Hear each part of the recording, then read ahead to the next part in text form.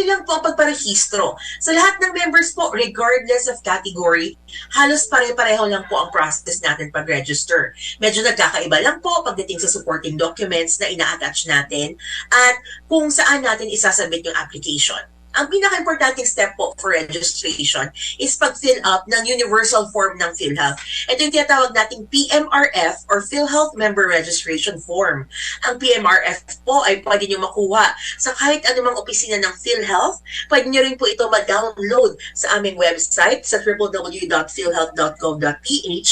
And for example, kayo ay na-confined or na-admit sa isang facility na accredited ng PhilHealth, minsan dun po mismo meron silang available forms na pwede nyo i-fill up. Now, kapag na-fill up nyo na po yung PMRF, syempre may mga information doon tulad ng name, date of birth.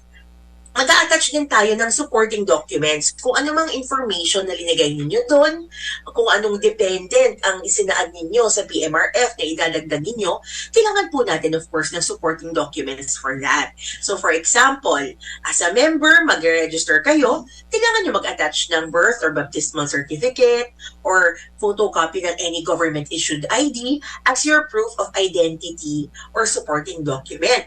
Kung magdadagdag naman po kayo ng dependent, depende po kung sino ang idadagdag nyo, no?